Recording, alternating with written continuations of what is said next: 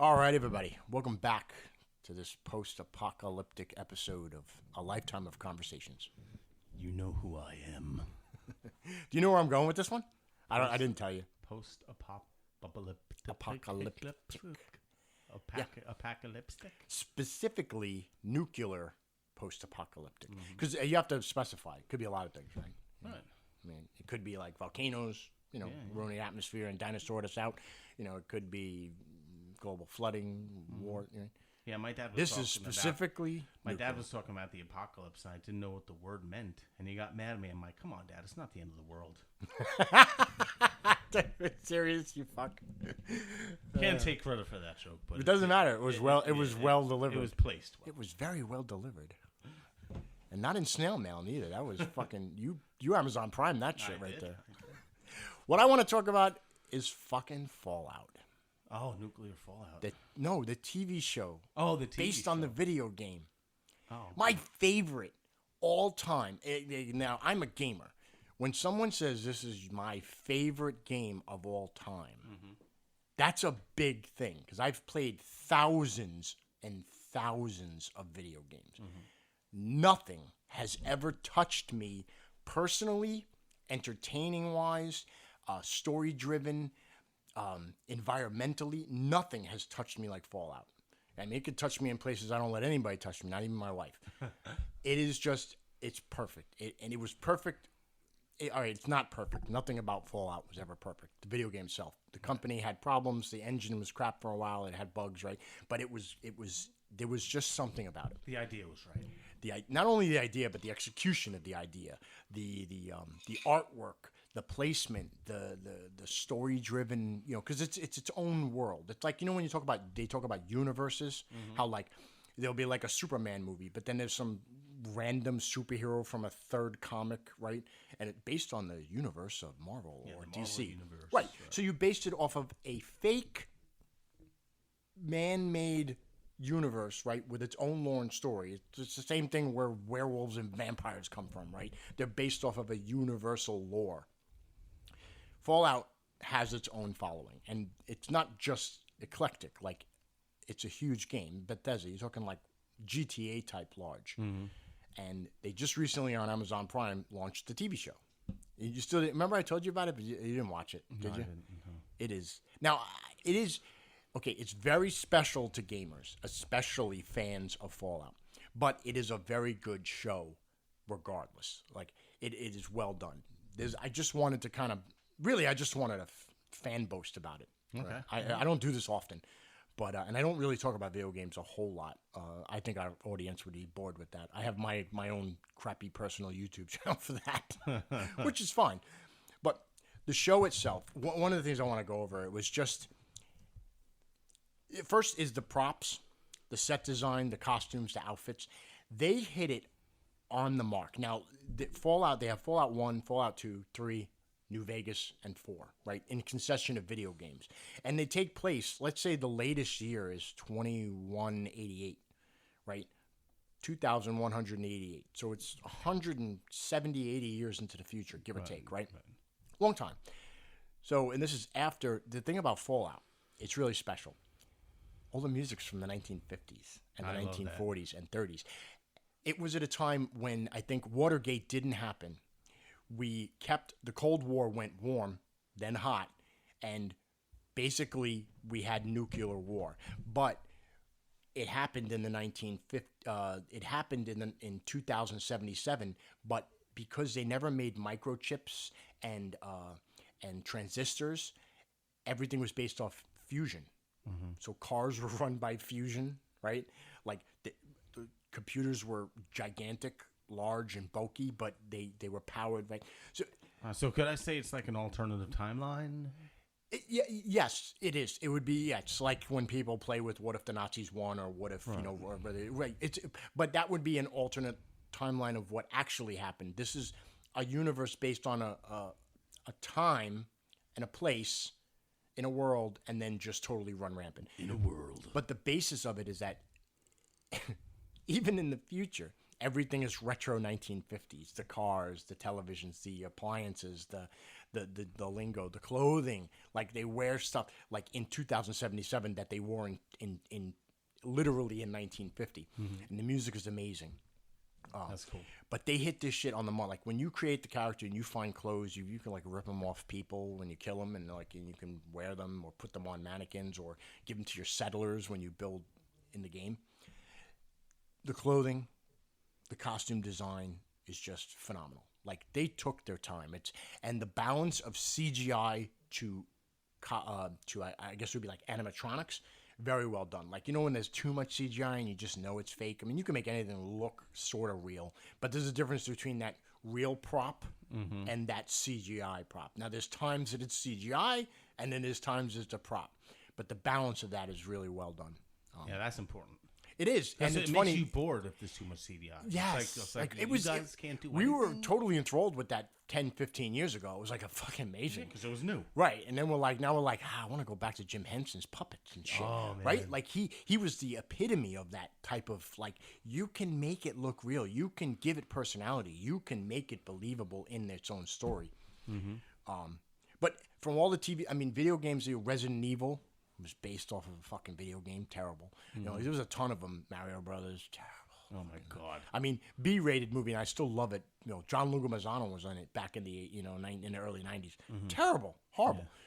They bad reps. This Ninja Turtle movie. yeah, they were fairly entertaining, but dumb. They didn't even keep. Again, the lore is very important nowadays. Like back then, we didn't care about whether it was story driven because only a bunch of geeks argued about it. But now, if you play in a Fallout, like it's. I'm not giving any spoilers away to the show. I'm really talking about how the show was made and the people that were in it. But Michael Rappaport's in it. Oh, really? He does a cameo. There's a ton of I'm people. not a big fan of his. I mean, I like Rappaport for his character. Yeah. I mean, as a person, it doesn't matter. He's an actor. So he plays that role. The Rappaport role. Just a very cursy, very vulgar, an asshole, kind of a dick. And he just plays it well, regardless of who you are. He doesn't have to do much acting. Yeah, but he's Rappaport. And there's, some of the main characters. You got Kyle MacLachlan, the guy from Twin Peaks. Remember, you ever watched Twin Peaks? It's a weird That was TV from show. like the 90s. Yeah, but it was fucking trippy as balls. The lead, he's in it. And everybody is Gugu for Goggins. Walter Goggins plays the Ghoul. Because in the future in Fallout, now you're talking again 200 years, and it's a fake future. We obviously know this doesn't happen, but so much radiation seeped into human beings. Some of them turned into ghouls. A radiated husk, shriveled, a regeneration, but their brains deteriorate. Eventually they go feral. So basically it's a future nuclear zombie. But before they become a nuclear zombie, they're people that are still people, but they live like hundreds of years. It's interesting. The lore, and this is the lore before it was ever a TV show. This all comes from the game. And the cool part about Fallout in all the years. Now, I didn't play 1 and 2. I didn't have a PC at the time, and it was back then it was kind of like Command and Conquer. It was a strategy, so you saw it from top down. When Fallout 3 came out, they made it 3D. So you were the character, you created your character, you ran around, what a first-person shooter would be like now. First person. That's Kind of like a first-person shooter, more of an action game, but it has those elements. But that was the first time they 3D'd it. But in doing that, they have a whole brand of their own lore. Like, there's a company called Nuka-Cola, because the world was nuclear. It wasn't just about the bombs. They made everything out of fusion. They had a fusion-powered coffee machine, a fusion-powered robot, right? Because they made fusion. Like right now we use fission. If we could, who's to say if we made fusion back in 1950 when we discovered nuclear technology, we wouldn't be here now with fusion TVs, right? You plug it in and that's it. It's a battery that lasts 100 years. It could also nuke everything around it if it goes wrong. Right. Yeah. Right? But again, you have to. It's fake. It's fun. It's a game. It's a show. It's not real, right? But just the lore in itself. In the game, every computer you come across, you can hack into it, and then there's stories of like the bombs dropped in 2077. So you'll come across computers of like articles in there where people were just going about their daily lives, and a week, and then the next week, and then the bombs fell, and then what happened, and then nothing. Wow. Right? And each one you find is a little piece of the lore. And you have to take the time to sit and read it, and not people have very low attention spans nowadays. We used to read computer games like Oregon Trails, right? Yeah. Like, you've got dysentery and died. Fuck. All you're doing is typing on a screen. Right? Nothing, and a little wagon wheel was going by. It's not like anything actually happened. But it builds a lot more imagination. Yeah, it puts a little more. No, I would also say personalization. Like, you personally can see the time it took to put the lore in, like to create the universe. Because without that background information, without the random people that die in the apocalypse, there's skeletons everywhere you go because these people were really, they died on spot, and they were decimated when the bombs fell, because the bombs in Fallout in the universe fell all over the world, everywhere. Every place got bombed. So that's why I said post-apocalyptic nuclear annihilation. So it was like mutually assured destruction. They did, yeah, but they also put everyone in vaults. And this is the key to the whole show, the vault dweller. Every game, you are the vault dweller who has been underground for so many hundred years that emerges from the vault, like after generation of generation, or some of them got frozen. It's phenomenal. And they really did a good job of personal touching the characters. The random, you know what an NPC is? Multiplayer choice. It's a non-playing character. So in a video game, it's basically someone you talk to that is a robot that's programmed. Like the shopkeeper. Right. Yeah. Or the random person walking the street, right? Yeah. They're all NPCs. Right. Now, they took the NPCs from the game and they created NPCs in the show that are very good. Like, they say the things they would say in a way, and they look like them. Like, the clothing, the junk they use. There's a Red Rocket gas station that is our equivalent to like an Exxon, right? And it's a rocket with fusion, and it's where people would fill up their car with fusion, right? Instead of gas. But from the game to the show, they did an amazing job of replicating it. And the apocalyptic, the wasteland is empty but full at the same time. It's I don't want to go into too much because I can't do it without giving away stuff. I hear what you're saying, but I mean, you have to look past the nothing to see what's left and remaining, right? And that holds a lot of information with little stuff you do find. Oh yeah, absolutely. Okay. And it's great with the ball. So like the music, like when I was talking about the music, it's epic. It's like and they all have a Pip-Boy, they call it, which is basically and I know anybody who knows what Fallout is. I'm explaining to this as somebody who doesn't know Fallout, so it seems innocuous, but it's really important. It's like a giant. Okay, imagine a smartwatch today, but the size of a giant, toolbox on your arm. Right. Like cell phones used to be huge, and you had to carry it. Imagine a cell phone on your arm with a tiny little green screen. Right. And because they never went into microchip technology, they never did LED, so everything is green screen like the old tube televisions back in the day, right? So it holds this retro nostalgia mixed with a new school futuristic, feel. And the Pip-Boy is basically how they all communicate in the vault, and they get all their stuff through, and it checks rads and radiation, and it's just wild. And when you play the game, you can set the radio station, so you're running around killing raiders, and there are cannibals. You have to imagine what would you think of the apocalypse in the future? There's no government. Most of everyone is dead. Whoever survived, that's it. Dog eat dog. Right. Just Mad Max. Any kind of any way you think about it, that's what it would be. Pure anarchy. Sort of, with a small amount of governance in certain areas. That's not really governance. It's mostly corrupt, and it's mostly totalitarian. Yeah. Right? Just makes all sense. It's like the mob, keeping people in check. Right, exactly. Factions. Yeah. And that's what makes Fallout. It's the factions. And I think that's what relates people who have never played the game to the show, is that you see us in real life in an alternate way of form. You're going to adopt to a faction, and you're going to go, I kind of agree with them. But what they're doing is important. But they're also equally doing terrible things. Right. So no matter what, there's a pendulum of good to bad. And they just, I don't know, I can't, there's very few critics that are going to dog the show because they really did. And it boosted, there are now millions, if not 1 million people playing Fallout that never knew what Fallout was until they saw of the show. Yes, and then you opened up people's box, you open their bubble into a different, and then maybe they can experience it. You can like create your own vault in the game. You make settlements, you decorate them. I'm working on a video for my channel where I literally created a scene from the movie in the game.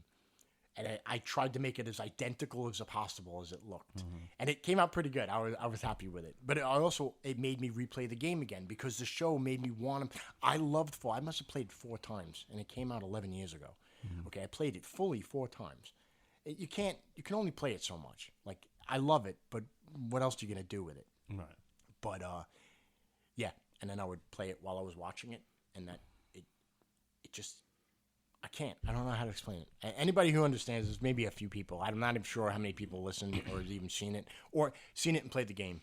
But the sound effects, like when the vault door opens, the screeching sound, the weird, the mechanisms used. I mean, they fucking made a vault door, like an actual life-sized giant metal door. And you hear the clinking and the clanking, and it makes gears. very specific sounds that are per the game. So ever since the first Fallout 3 to Fallout 4 and every iteration between, they all made the same sound, and the Pip-Boy makes the same sound, and they use those sounds. And it's kind of like Star Wars, how like when a laser goes off in Star Wars, they always make the same Star Wars sound, pew pew. It's like pew pew, right? And Star Wars, that's theirs. They own that. No one can take that. That's their sound effect. Because even if they did take it and they go, that's from Star Wars. You'll know it in a second. Right. For anybody who knows enough. Right. But yes, so a lot of the sound effects, the weapons, like they created these weapons that look like the ones from the game. Now, I don't know if they're functional or if they CGI'd some of them or just, blanked them in. But pipe guns, people were, it's the future. So they make guns out of pipes. Which people have done and still do to this day. And I wouldn't recommend it to you. No, obviously not. But I'm saying it would be something that you would do in the apocalypse. You'd have to create your own weapons, right? Yeah. And the big thing is the power armor. People love the Brotherhood of Steel, which is this, I guess you would call them sort of religious, fanatical, militant army guys who use they collect technology, use the technology to protect everyone from the technology.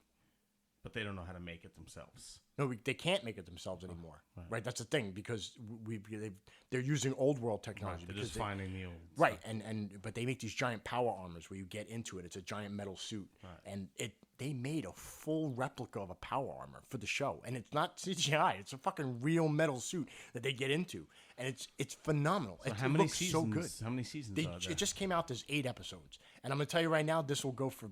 I'm gonna predict 4 to 5 seasons. It is so good. What platform is it on? Amazon Prime.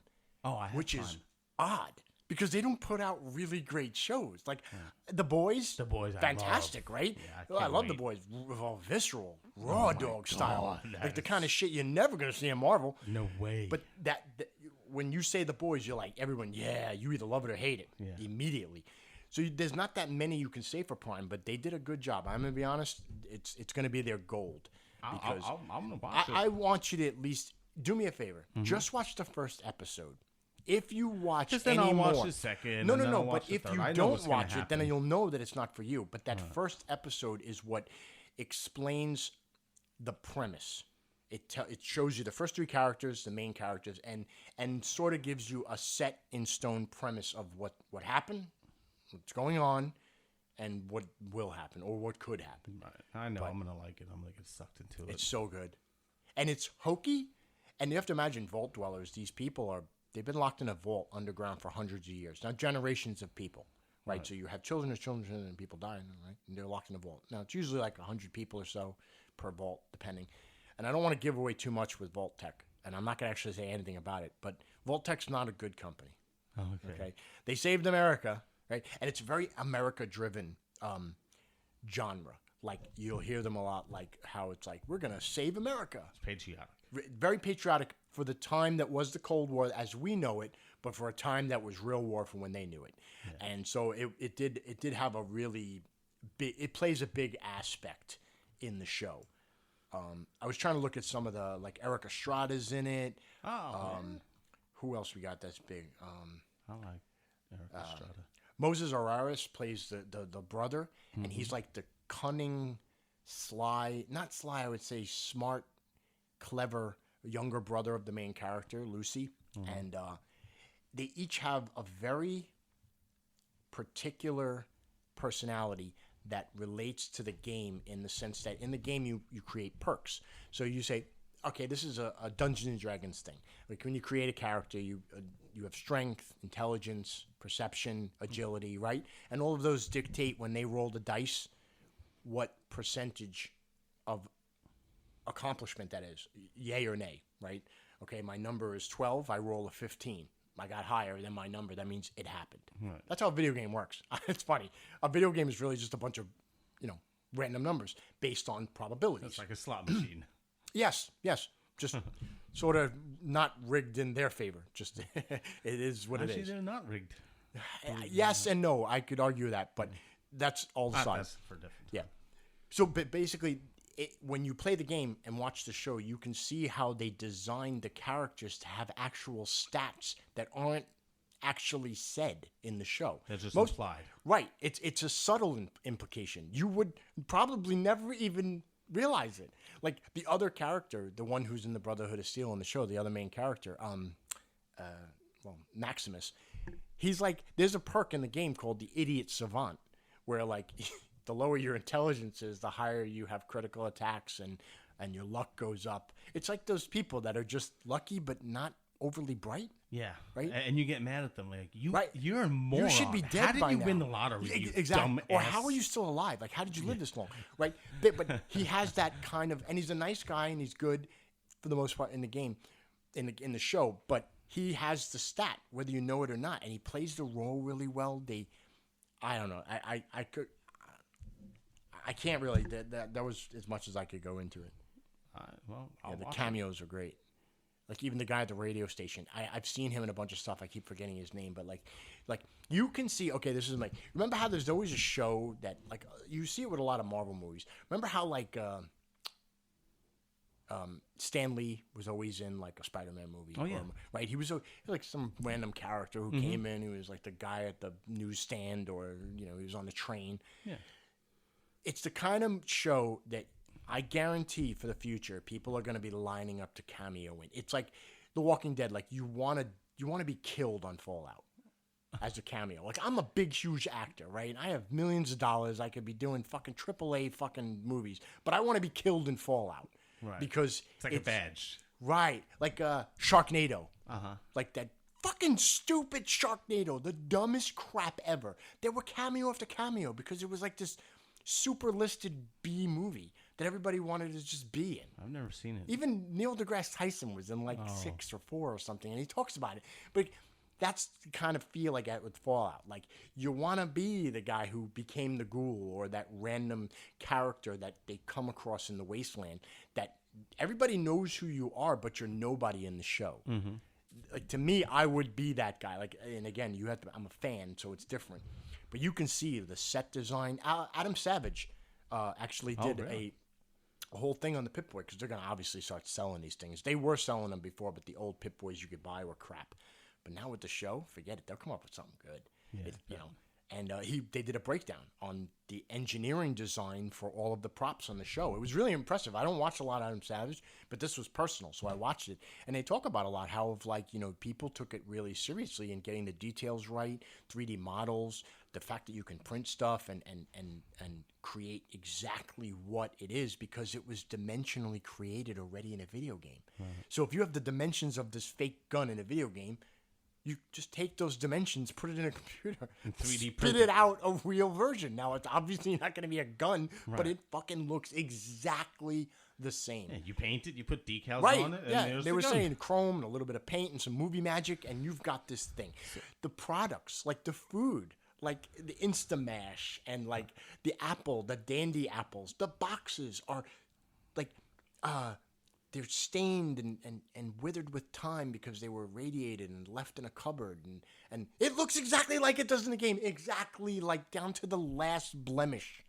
And it's phenomenal. I've watched it. I'm gonna embarrass myself. I've watched it 5 times. Yeah. And I'm still watching it. I'll probably go home and throw it on a couple episodes just in the background, when I go to, it's so fucking amazing.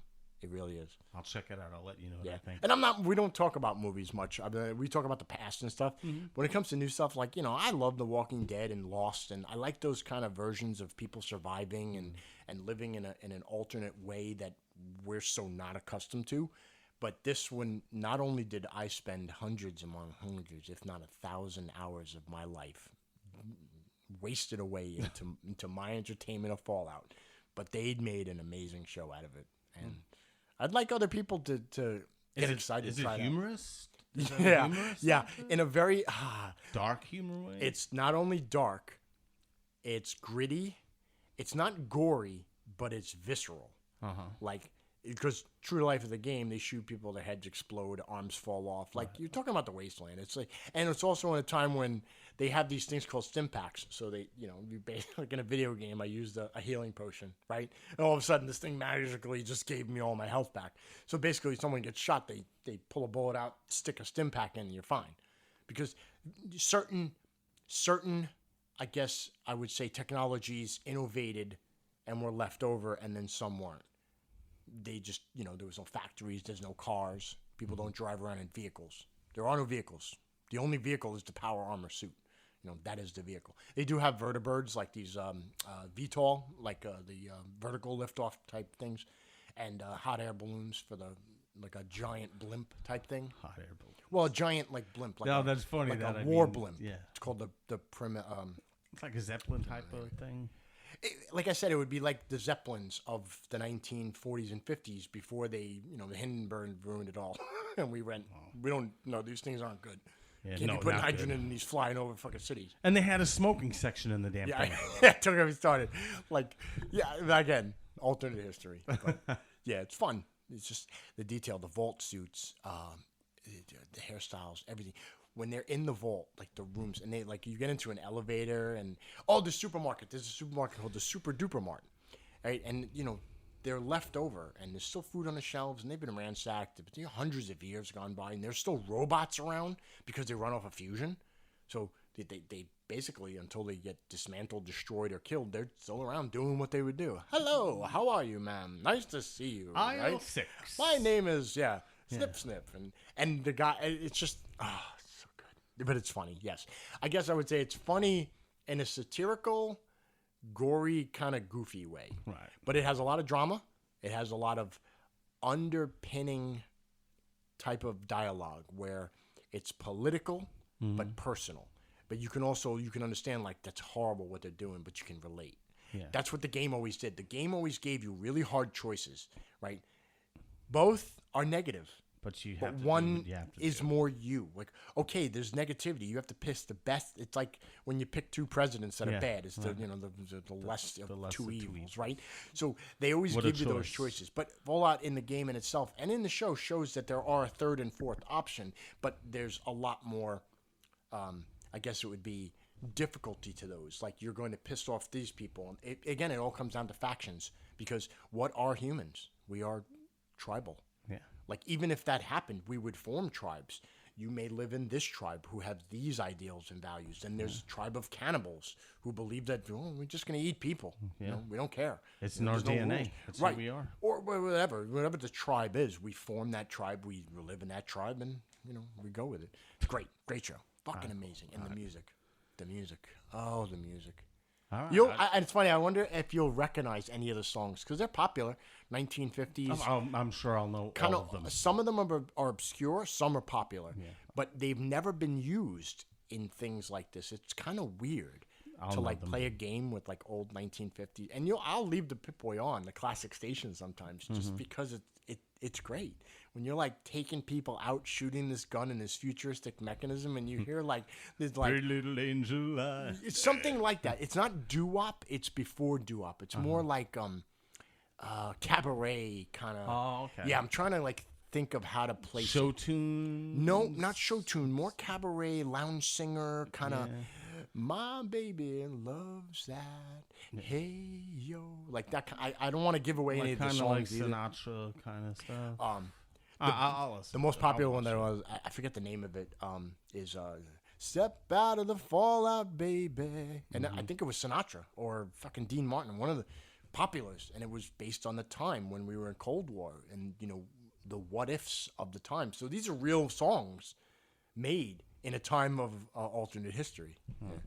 Anyway, I don't want to gosh on about it. It's just, I wonder if any of the listeners have if anything I said resonated with anyone, like in a way that, oh yeah, no, I felt that, I get that, you know. And then it could always be better. And this was a pilot season, like so they're building. Yeah, and they were, you know, this is the first 8 episodes. They filmed them all, released them all, binged. Let's see what happens. Yeah, they were gonna do the single episode at a time, but they went against it, and I think this worked because it is a bingeable type thing. It is something that it's 8 episodes. It's very engaging. Like 40 minutes each or something. Yeah, standard 43-minute, maybe I would say something like that. And then there's a long ending to the because they play the music at the end and they throw in the posters, the vault tech. Like they had this thing like in the game where like you exited the vault for the first time into the wasteland into being underground, and there's a poster on a wall and they would give you a tutorial on like and if radiation in the sun is too much, put your hand over your eye like this to cover. God. To protect your eyes from radiation, right? Like when they told kids in the 1950s, if there was a nuclear bomb, get under your desk. Yeah. What? What the fuck are you talking about? Johnny's in science class. The desk ain't gonna help you. The basement's not gonna help you. Nothing's gonna help you. You're all dead. Jane looks out the window and says, "Hey, Johnny, what's that mushroom cloud?" Right. Yes. Mrs. Johnson says, "Gosh darn it, kids under the desk." That's it. Timmy didn't listen. Look at Timmy now. Take that. That is every tutorial, every screen, everything. Corny ass 1950s shit. Yes, amazing, Rob. It is amazing. Oh, okay. I'm gonna like this. No, that's what I'm saying. I was trying to explain the humor in a way. Like you can't. It's Fallout humor. It's almost like they even took the dialogue to the game because when you play the games, they're voice acted in the game. So there's and everyone's fallen in love with the ghoul. That's what I was saying. Goggins, he plays the ghoul, and he's a bounty hunter and he's been around for 200 years, but they give a backstory that some Fallout fans have not liked. I think it's okay because it's their take on it. And plus, this is the creator of Fallout, Todd Howard, who is actually consulting with them to help with the lore. Lore is important nowadays. Yeah. People don't like, like the movie The Blob, right? We're like, oh, The Blob. Why is the blob? What is the blob? There's no science behind it. We would figure it out. Like they would be studying. It's just a big thing of goo that it's climbs a thing, on right? you and It fell from the sky and it ate a bunch of people, and you're like, yeah, the creature from the Black Lagoon. Like we didn't care about the lore, but now we do. Now we want a story behind the what to make a why, to make a ah. The blob. What was the blob? Harvey Weinstein. A piece of shit. And I am the creature from the Black Lagoon. The Black Lagoon. Yeah, that's it. That's what I got on Fallout. Ah, cool, man. Well, Big thanks. fan. Thanks Super for turning me onto this. I'm gonna enjoy this. Want to buy a Pip-Boy. My wife will never allow it. Oh my god. Yeah, there's no way I can literally explain away buying a Pip-Boy. You know what's even funnier? And I'm gonna because men are stupid and women don't let us do all that kind of like stuff. I don't have a man cave as it is, and you think I'm gonna get a fucking man Pip-Boy? I do though have a Vault 111, which is from I believe Fallout 3. Pajamas. Oh, okay. And I have one of them on Halloween as a costume, as a Vault Dweller, and everybody knows what it was. Oh man, awesome! And Pennsylvania was kind of cold for Halloween, so having pajamas was kind of nice. But if I had a Pip-Boy, it would have been so much fucking cooler. Yeah. Yeah, I got bobbleheads at home. And now they have little bobbleheads in the game, and they made the bobbleheads in the show. And each bobblehead you get raises your stat, whether it's charisma, intelligence, and stuff like that. It's an adventure game, and I'm telling you, it's like you'll never play the game. You're not into games. And a lot of people out there would see the show and never play the games, but a lot of them did.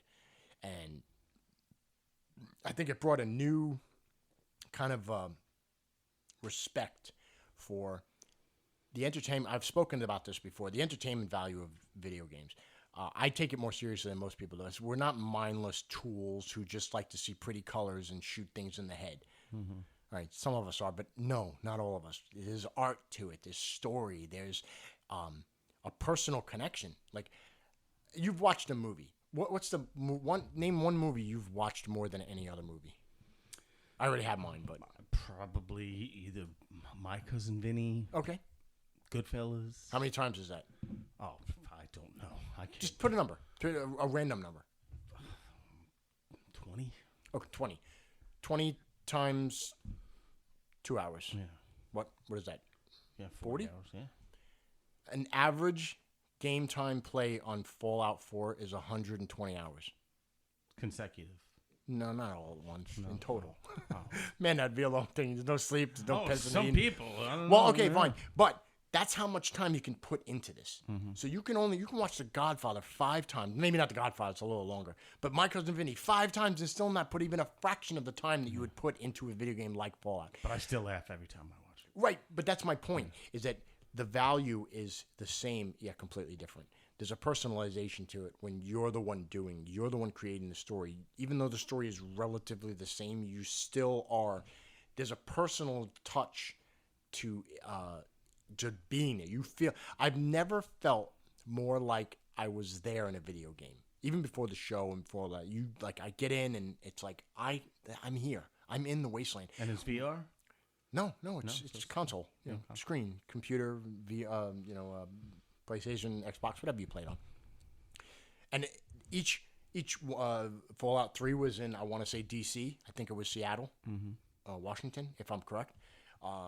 Then there was New Vegas, which took place in Las Vegas, which had a kind of like Native American Vegas vibe. Like they mixed it up, and there were things do grow. Plants are mutated. Animals have two heads. Like they're these giant creatures, and scientists made stuff. And then the Fallout 4 is Boston, Massachusetts, which is great. Really well done. And the Red Sox still suck, I bet. Yeah. Yeah. Well, there's a whole thing to the stadium in the game. Like there's a city built in the Red Sox stadium. Oh, boy. Because it had walls. Yeah. Right? And this is a good place to build a city. And they built all these ramshackle. Even the props, even the sheds, the houses they built are exactly from the game. Like literally what you create. And the detail is just phenomenal. I don't want to keep going on. I can just go on for days, but yeah. So Cool. I'll check it out. I'm really curious to find out what you think, because I can actually directly talk to you, and hoping that someone throws a comment on YouTube or anything that what your thoughts, what the listeners' thoughts are. If you've watched the show, did you watch it because I explained it in a way that made it interesting? What do you actually think? Did you play the games? Like these are all real questions, because it is. I mean, Star Wars is big to people. Star Trek, these are not real things or real places or real people or times. And yet they found religions. What do they have? What's the Star Wars religion? Fucking Jediism? It's an actual thing. Yeah. People learned how to speak. It's like speak. Scientology being built from L. Ron Hubbard. You built a religion off of nothing. Nothing. Something that didn't. It's a story. Yeah. A literal fucking story. And if I can just get excited about the story being told really well and not form a fucking religion over it, I think that I could do a good job of pulling in a couple of souls to Fallout. Hey, if I could say one thing before I let you take it home, there are people out there that learned how to speak Klingon. Yeah. Oh, no, it's an actual language. No, it actually became a know. language. Yeah. That's not needed nor real, but works somehow. If you know the word for this and I know the word for this, that word means this to us. Yeah. If That's me a and language. if me and you were in the back of a police car and we want to talk about, our alibi, the cop's not gonna understand Klingon. No, but if they record it nowadays, they could transcribe They're it. like, you two morons, shut up. Right? Fucking like go back 20 years and they were like fucking dorks. What a bunch of geeks. Yeah. And now it's far more than that. That's what I meant by lore being important in shows and video games, because we are more intelligent as humans now than we were 30 years ago. Okay? Regardless of how many of us are more intelligent. Yeah. Generally, we tend to want more. And we want it to mean something. Like the fusion, most of the science is realistic. Right. It's not real, obviously. Their take on cold fusion and a certain way that things are done is fun. It's fucking fake. It's not real. Right. But they do a good job of explaining it away in their way. The vaults are the way to go. I really want to know who's your favorite character and why. That's it. Because it tells a lot about you as a person playing the game. Because I would be able to tell what type of choices you would make by what character you picked in the show. Right. Okay. That's my. I'll watch it. I'll tell you I'll tell you who's your favorite character. And why. Because mine, I'm going with Lucy. She is, and for the reason that she is the vault dweller, and she holds the most Wait, don't influence my. No, I'm decision, not. by the Just way. it's in the show. It's Right. like they're very plain to explain the characters. They haven't, and it's in the first episode. You'll get the first 3, and that's why I said you only have to watch the first one. If you watch more, you watched more because you wanted to, not because I told you to. Because after that, you could just be like, all right, it was all right, but I don't want to watch. It's not my thing. Right. I've been there, and I'm not one to knock it, but I'm just curious. So there you go, people. Fallout, the show on Amazon Prime, and this is not an advertisement, just a fanboy spewing out some kudos and props to the hardworking people that create shows nowadays when it could just be done by a computer. True indeed. Right? So, all right, thanks for listening to A Lifetime of Conversations. If you did want to comment on it, you are more than welcome. Check out the YouTube channel and leave a comment under the section for the show. That would be great. All right, everybody, good night. All right.